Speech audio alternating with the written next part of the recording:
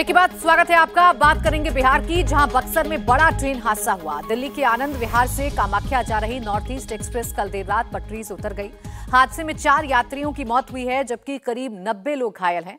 गंभीर रूप से घायलों को पटना एम्स में भर्ती करवाया गया है। हादसा कल रात 10 बजे के करीब बक्सर से करीब 20 किलोमीटर दूर रघुनाथपुर स्टेशन पर हुआ। हादसा इतना जबरदस्त था कि ट्रेन की सभी बोगियां पटरी से उतर गईं, कई बोगियां पलट गईं, काफी दूर तक रेल ट्रैक टूट गया। रेलवे ट्रैक पर लगे सीमेंट के स्लैब चूर-चूर हो गए। हादसे के बाद रेलवे ट्रैक को बहाल करने की कोशिश जारी है। एनडीआरएफ और एसडीआरएफ की टीम भी मौके पर जुटी और रेस्क्यू ऑपरेशन चलाया गया। फिलहाल करीब 90 लोग बताए जा रहे हैं जो घायल हैं, जिनको अस्पताल में भर्ती करवाया गया है। 4 लोगों की जान जा चुकी है। हालांकि इस रेल हादसे पर भी जिम्मेदारी किसकी, इसको लेकर बिहार की सियासत गरमाई हुई है और एक दूसरे पर वार पलटवार फिलहाल दोनों ही तरफ से किए जा रहे हैं। एक तरफ बीजेपी जो कि विपक्ष में है, वो सरकार से सवाल पूछ रही है कि जिम्मेदारी किसकी है। नीतीश क्यों राजनीति में डूबे हैं, वो क्यों नहीं बताते कि हादसा कैसे हो गया है। तो वहीं सरकार कह रही है कि प्राथमिकता यह है कि पहले हमें घायलों को उचित इलाज पहुंचाना है। ये जैसे ट्रेन हादसे हर्षवर्धन जी होते हैं, हर बार यही इसी तरीके की राजनीति देखने को मिलती है। किसकी जिम्मेदारी, किसने गलत किया, सरकार क्यों नहीं सजग है, व्यवस्थाएं क्यों नहीं देखी गई। लेकिन ये हादसे होते क्यों हैं, इसका जवाब किसी के पास नहीं होता। नहीं, मुझे लगता है प्राची, देखिए हादसा तो कोई शायद जीरो एक्सीडेंट हो, ये तो दुनिया की उन्नत से उन्नत व्यवस्था में संभव नहीं है। लेकिन भारत में जिस तरह से हाल के दिनों में रेल हादसे हो रहे हैं, वो थोड़ा चिंता भी पैदा करते हैं। अभी जो राजस्थान में एक वंदे भारत ट्रेन चली, उसकी पटरी के सामने, वो तो कहिए कि जो ट्रेन का वंदे भारत ट्रेन का पायलट था, वो समय से उसने देख लिया और वो 30 सेकंड का वीडियो है। लेकिन वो वीडियो बताता है कि हमारे देश में किस किस तरह से साजिशें होती हैं। अब वो साजिशें कौन करता है, कई बार हम लोग कहते हैं कि जैसे बचपन में हो सकता है कि सबको ये शौक रहा और लोग सिक्का रख देते थे कि अच्छा ट्रेन पटरी से गुजरेगी तो कैसा हो जाएगा सिक्का। कोई 4 लोग वो रख देते थे, गिट्टी जो होती है वो चूर चूर हो जाएगी तो कैसी बन जाएगी। लेकिन अगर कोई साजिश करे कि ट्रेन ट्रैक से उतर जाए, अब ये खतरनाक है। और मुझे ये जो हादसा दिखता है, इस हादसे में भी इस तरह की साजिश या इस तरह का कोई कहें कि कोई इसके पीछे कुछ लोग लगे हों, इससे मैं बहुत कहें कि इस थ्योरी को एकदम से खारिज नहीं कर सकता। दुर्भाग्य एक बात का है कि हमारे यहां डेवलपमेंट प्रोजेक्ट, किसी सरकार के काम या किसी सरकार में वो दुर्घटना हो रही, ये भी राजनीति की वजह बनता है। अब मैं नहीं जानता कि इसमें कितनी सच्चाई है, क्या कुछ है, जांच में सामने आएगा। लेकिन ये जरूरी है कि ऐसे हर हादसों के बारे में एक व्हाइट पेपर आए, एक श्वेत पत्र आए, जो बताए कि कहां कहां क्या क्या गड़बड़ियां हुई थी, उन गड़बड़ियों के जिम्मेदार लोग कौन थे। और कभी छोटा हादसा होता है, कभी बड़ा हादसा होता है, कभी इतने लोग मर जाते हैं कि लगता है कि यात्राएं करना भी अब उचित रहेगा या नहीं रहेगा। तो मुझे लगता है कि ये बड़ी जरूरत है और ये तो सरकार का ही काम है और इसमें रेल मंत्रालय की जवाबदेही है, सीधी सीधी जिम्मेदारी है। प्रशासन के तौर पर कहेंगे तो वहां की भी सरकार की जिम्मेदारी है। बिहार की जो राजनीति इस वक्त विजय जी हो रही है, एक तरफ एक दूसरे पर टोपी शिफ्ट करने की बात है, क्योंकि बीजेपी कह रही है, सम्राट चौधरी कह रहे हैं, वहां के उनके अध्यक्ष के रेलवे तो अपना काम कर रहा है, लेकिन यहाँ के जो मुख्यमंत्री हैं उनको सिर्फ राजनीति सूझ रही है, वो सिर्फ देश की बात कर रहे हैं, उनको सिर्फ कुर्सी नजर आ रही है, ये रेल हादसा नजर नहीं आ रहा है। देखिए, इसमें ये राजनीति का कोई मायने ही नहीं है। एक तो रेल की जो एक्सीडेंट है, जो पटरी से उतरी है, वैसे ही बहुत चिंताजनक बात है, दुख वाली बात है। और मैं इस पर भी चिंता कर रहा हूँ कि बहुत हादसे हुए पिछले दिनों में, काफ़ी हादसे हुए। एक तरफ हमारी सरकार जो है, प्रधानमंत्री जो है, रेलवे के डेवलपमेंट पर बड़ा काम कर रहे हैं। वंदे भारत की ट्रेन लगातार एक के बाद एक शुरू हुई है। ट्रेन का जो स्ट्रक्चर है, इंफ्रास्ट्रक्चर है, उसमें बड़ा बदलाव हुआ है। लेकिन फिर भी दुर्घटनाएँ हो रही हैं। तो भारत सरकार को, मतलब रेल मंत्रालय को खासतौर से इस पर प्रायोरिटाइज करना पड़ेगा कि उसकी सेफ्टी एंड सिक्योरिटी जो है सबसे बड़ी चीज़ है। ये नहीं है कि रेल मंत्रालय में काम नहीं, काफ़ी काम हुआ। अब ट्रेन टाइम पर चल रही हैं, ट्रेन की हालत बेहतर हुई है। रेलवे स्टेशन को आप देख रहे हैं कि हर दिन कोई ना कोई नया रेलवे स्टेशन बन रहा है, उस पर काम किया जा रहा है। लेकिन रेलवे मंत्रालय को खासतौर से देखना चाहिए कि ये जो पटरी से उतरना, एक तो होता है अभी ट्रेन दुर्घटना हो गई थी, आपस में ट्रेन भिड़ गई थी, वो भी बड़ी घटना थी। आप अभी तक कर रहे थे कि कवच, देखिए एक तो पॉलिटिकल लीडर्स हमारे जो होते हैं ना, वो किसी भी पार्टी के हो, किसी भी सरकार हो, वो बयानबाजी बहुत करते हैं। रेल मंत्रालय ने इतना प्रोजेक्ट किया कि वो कवच एक प्रोजेक्ट उन्होंने शुरू किया जिससे आप ट्रेन जो है आपस में नहीं भिड़ेंगी। लेकिन जब वो ट्रेन भिड़ गई तो रेल मंत्रालय ने कहा नहीं, इस ट्रेन पर अभी चालू नहीं हुई है, तो भाई साहब मैं पूछ कर जाऊंगा आपसे हर दिन पायलट से कि आपके कवच सिस्टम है कि नहीं है।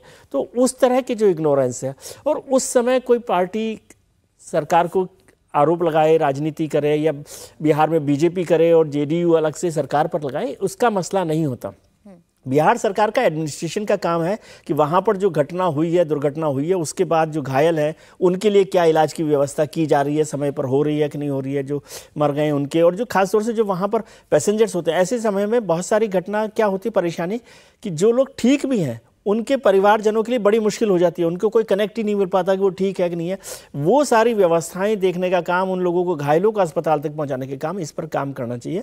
और बेहतर है, मेहरबानी करके राजनीति इस पर मत करिए, सिस्टम को बेहतर करने की कोशिश करनी चाहिए, लेकिन रेल मंत्रालय को इस पर गंभीरता से ध्यान देने की ज़रूरत है। रेल मंत्री हमारे अश्विनी वैष्णव साहब हैं, बेहतर हैं, बहुत एक्टिव रहते हैं, बहुत सारा काम करते हैं, लेकिन फिर भी मिनिस्ट्री को इससे जो लापरवाही है, इसकी जिम्मेदारी से नहीं बचा जा सकता। अब वो ज़माना तो चला गया, फिर से मैं कहूँ कि लाल बहादुर शास्त्री का ज़माना आ गया, चला गया है कि साहब वो इस्तीफ़ा दे दे रेल मंत्री इस दुर्घटना होने के बाद, वो नहीं है और मैं चाहता भी नहीं। लेकिन रेल मंत्री को ज़्यादा सजग होने और अपने मिनिस्ट्री को ज़्यादा बेहतर करने की ज़रूरत है। बिल्कुल समीर जी, जिस तरीके से सर बता रहे हैं अभी कि देखिए आप ट्रेन में बैठने से पहले अब डर रहा है ना यात्री, ऐसा ना हो कि ये ट्रेन कहीं डिरेल हो जाए, ऐसा ना हो कि ट्रेन की आपस में टक्कर हो जाए। ये सुरक्षा की भाव कैसे पैदा कर पाएगी सरकार जब हम बड़ी बड़ी तकनीकी की बात कर रहे हैं? देखिए, भारतीय रेल एक बहुत बड़ा नेटवर्क रेल है, दुनिया में दूसरे नंबर का रेलवे नेटवर्क है।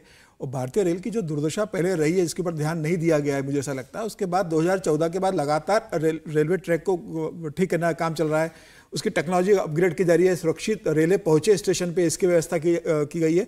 और इसमें कोई दो राय नहीं कि प्रधानमंत्री मोदी के नेतृत्व में रेल मंत्रालय ने बहुत बेहतर सुविधाएं उपलब्ध कराई है। लेकिन अब देखिए, बालासोर की इतनी बड़ी घटना उसके बाद भी हो गई थी, जून में जो हो गई थी, जब 250 से ज़्यादा लोग मारे गए थे, बहुत बड़ी घटना घटी थी। ईश्वर की कृपा है कि ये घटना उस तरह से बड़ी नहीं घटी है। लेकिन इतनी बड़ी जब ट्रेनें देश के अंदर चल रही तो कहीं ना कहीं कुछ घटनाएं हो सकती है। लेकिन रेलवे को सुनिश्चित करने की जरूरत है कि ट्रेन भले ही 10 मिनट लेट चले, लेकिन सुरक्षित गंतव्य के स्थान पर पहुंचे, किसी तरह की घटना न हो, जान माल का नुकसान न हो। और इसके अंदर मुझे लग रहा है रेल मंत्रालय को एक व्यापक फ्रेमवर्क बनाने की जरूरत है, एक बड़ी कमेटी बनाए, इस पर काम करे, बड़ा पैसा इन्वेस्टमेंट करे इसके अंदर। और सबसे पहले खान पान की व्यवस्था तो सुधरे, लेकिन सबसे ज्यादा सुरक्षा की व्यवस्था पे ध्यान जाए। भले ही 2 नए रेलवे स्टेशन बाद में बने, ट्रेनें सुरक्षित रहे, ये सबसे ज्यादा प्रायोरिटी रेलवे मंत्रालय की और भारत सरकार की होना चाहिए। मुझे लग रहा है कि भारत सरकार इस बात को बहुत बेहतर तरीके से समझती है। इसलिए आने वाले दिनों में आप देखिए कि मतलब 2014 के बाद जो पहले रेल दुर्घटनाएं होती थी और जितनी डिरेल होती थी, उसकी तुलना में काफी कम हुआ है। लेकिन फिर भी अभी इस पर काफी काम करने की गुंजाइश है। मुझे लग रहा है कि जिस हिसाब से रेलवे मंत्रालय काम कर रहा है, आने वाले दिनों में और बेहतर सर्विसेज रेलवे दे पाएगा। बिल्कुल, अभी काम करने की जरूरत है और ये पता लगाने की जरूरत है कि सिस्टम में कहां पर चूक हो रही है और किसकी जिम्मेदारी है, जिसकी वजह से ये बड़े बड़े ट्रेन हादसे दुनिया के सामने, देश के सामने आ रहे हैं। आगे बढ़ेंगे, बात करेंगे मिडिल ईस्ट में छिड़े जंग पर। योगी आदित्यनाथ का भी एक बयान सामने आया है। योगी ने कहा कि जब दुनिया भर में युद्ध के हालात हैं और लोग अफगानिस्तान और गाजा जैसी जगहों से भाग रहे हैं, तब भारत में शांति है, क्योंकि सनातन ही शांति की गारंटी है। पूरी दुनिया के अंदर वर्तमान में संघर्ष चल रहा है। कोई अफगानिस्तान से भाग रहा है, कोई यूक्रेन से भाग रहा है, कोई गांजा पट्टी से भी भाग रहा होगा।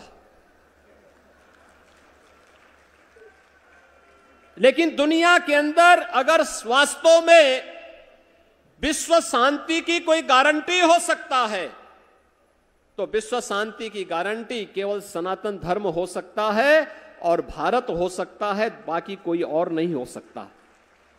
यही कारण है जब आज दुनिया के अंदर संकट आ रहा है, तो संकट के समय हर देश, हर धर्मावलंबी, दुनिया का हर पीड़ित मानव भारत की तरफ बड़ी आशा भरी निगाहों से देख रहा है। प्रधानमंत्री मोदी जी की ओर बड़ी आशा भरी निगाहों से देख रहा है।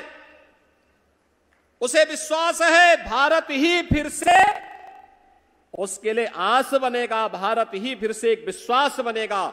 और भारत की आस और विश्वास के साथ जब भारत की 140 करोड़ की आबादी जुड़ती है, तो यह दुनिया की एक ताकत बनती है, दुनिया की एक ताकत।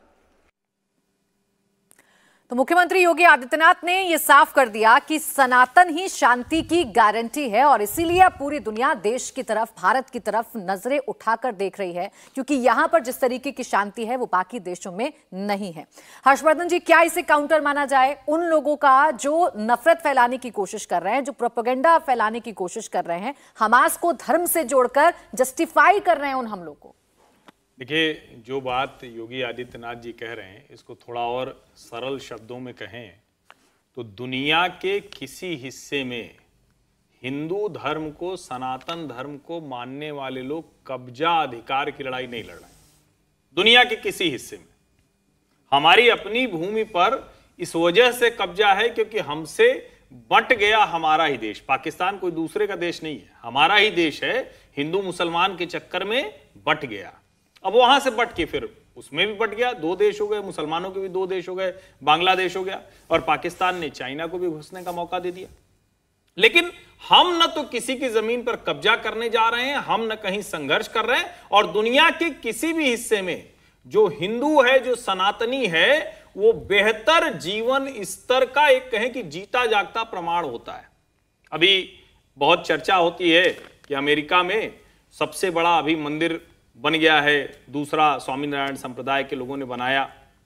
अब वो बनाने वाले कोई वहां जाके न तो किसी को प्रलोभन दे रहे थे, न किसी के ऊपर कोई किसी तरह का दबाव था, न कोई भूमि कब्जा करनी थी, और अब तो गल्फ कंट्रीज में भी मंदिर बन रहा है।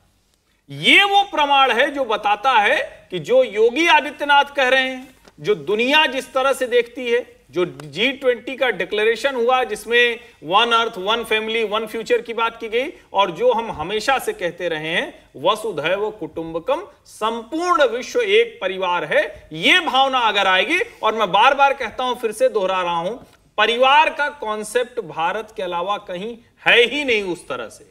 पति पत्नी बच्चे ये सब होते हैं, लेकिन जो परिवार होता है, संपूर्ण परिवार, वो भारत में दिखता है। और यहां जो भी आया, चाहे वो मुसलमान हो, सिख तो यहीं से हैं, ईसाई हो, पारसी हो, उन सब का भी भारत में आने के बाद परिवार होता है। उन्हीं लोगों का दुनिया के दूसरे हिस्से में परिवार नहीं होता। ये भी मैं आपको कहता हूं, अपने आसपास से उदाहरण के तौर पर देख लीजिए। बिल्कुल, योगी की लाइन क्लियर है और साफ संदेश है उन लोगों के लिए भी जो हमास पर राजनीति कर रहे हैं और हमास को जस्टिफाई करने की कोशिश कर रहे हैं। बहुत शुक्रिया आपका हर्षवर्धन जी, विजय जी और समीर जी हमारे साथ जुड़ने के लिए, चर्चा करने के लिए। इंडिया टीवी हर वक्त हर जगह डाउनलोड करने के लिए सर्च करें India TV news Google play store या ऐप स्टोर पर।